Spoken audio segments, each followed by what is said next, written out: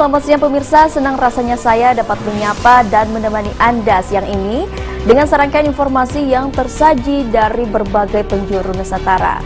Mulai dari pernyataan Presiden yang menyebut Indonesia sudah memiliki mayoritas kepemilikan PT Freeport, uji coba alat pengenal wajah bagi penumpang kereta hingga kegiatan wisata ODGJ Jawa Timur.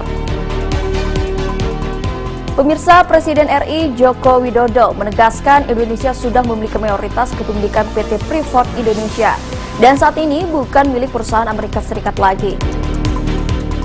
Sementara itu, PT Kereta Api Indonesia Daerah Operasional 2 Bandung melakukan uji coba alat pengenal wajah bagi penumpang di pintu boarding Stasiun Bandung, Jawa Barat. Teknologi ini mampu meningkatkan kualitas layanan agar tidak terjadi antrian panjang. Kita beralih ke informasi dari Dinas Sosial Kabupaten Jember, Jawa Timur yang mengajak orang dengan gangguan jiwa ODGJ berwisata di alam terbuka sembari menikmati kelezatan buah durian. Wah, seperti apa ya keseruannya? Langsung aja yuk simak tayangan berikut ini.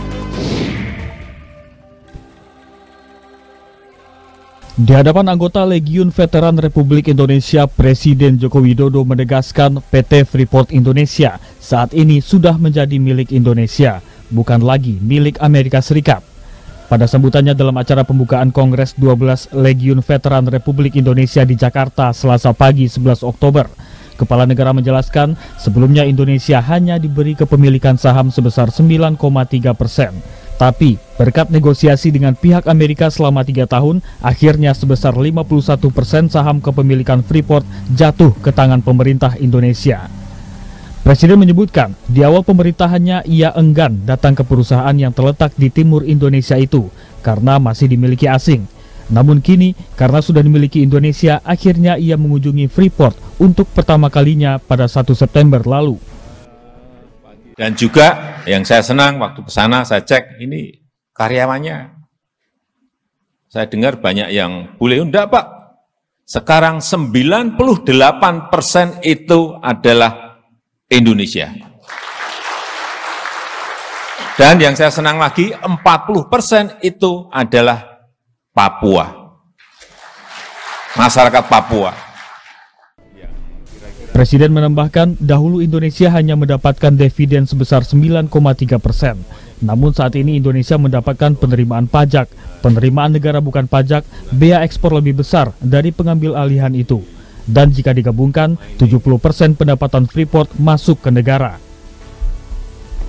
Pengambil alihan seperti ini juga terjadi di Blok Rokan yang sudah dikuasai perusahaan asal Amerika selama 97 tahun dan saat ini sudah dikuasai sepenuhnya oleh pemerintah Indonesia. Presiden menyebut pengambil alihan ini akan terus dilakukan sehingga target GDP Indonesia masuk 7 besar dunia di tahun 2030-an bisa tercapai. Tim Kantor Berita Antara mewartakan. Pemerintah Republik Indonesia secara PT Kereta Api Indonesia atau KAI menjadikan digitalisasi sebagai keseharian dalam memberikan layanannya. Sejak 28 September, PT KAI memberlakukan Face Recognition Boarding Gate atau pengenalan wajah di pintu boarding Stasiun Bandung. Penumpang cukup melakukan registrasi dengan menginput data KTP elektronik dan sidik jari telunjuk di alat khusus. Registrasi ini dilakukan sekali seumur hidup selama menggunakan transportasi kereta api.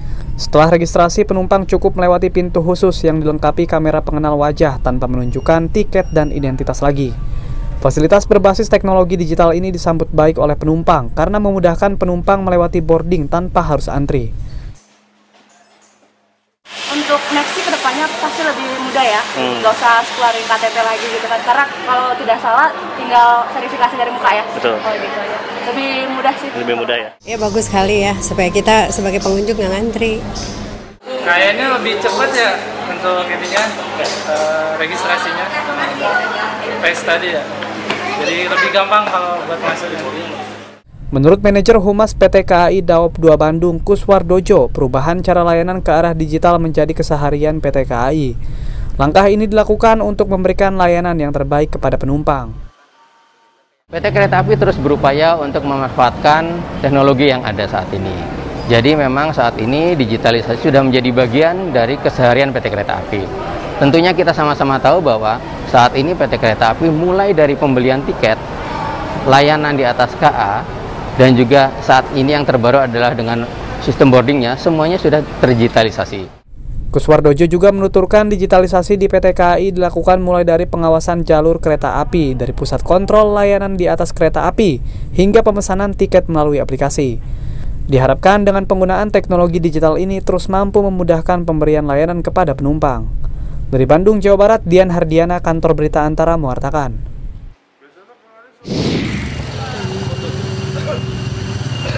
Memanusiakan manusia merupakan slogan dari UPTD Liposos Dinas Sosial Kabupaten Jember dalam menangani klien orang dengan gangguan jiwa atau ODGJ yang juga memiliki hak untuk berwisata dan menikmati keindahan alam layaknya manusia normal.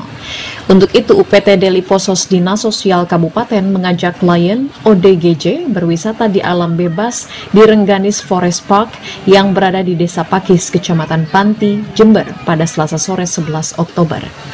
Kegiatan yang digelar dalam memperingati Hari Kesehatan Mental Sedunia ini merupakan upaya UPTD Liposos Jember dalam mengurangi kejenuhan dan rasa sakit yang dialami para klien ODGJ serta upaya meningkatkan keharmonisan antara petugas dengan klien. Para klien UPTD Liposos Jember terlihat juga sangat antusias mengikuti sejumlah permainan bersama para petugas pondok sosial yang setiap hari merawatnya.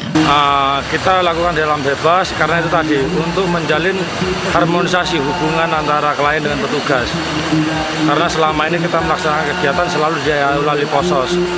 Dan kegiatan ini untuk relaksasi klien dan petugas, agar supaya klien itu sendiri mengurangi rasa sakit yang diderita oleh klien. Selain diberi kesempatan untuk menikmati keindahan alam bebas lereng selatan Gunung Argopuro, mereka juga diajak merasakan kelezatan buah durian Desa Pakis yang dikenal sebagai kampung penghasil buah durian di Jember yang diharapkan dapat segera membaik dan pulih kembali. Dari Jember, Jawa Timur, Hamka Agung, Kantor Berita Antara mewartakan.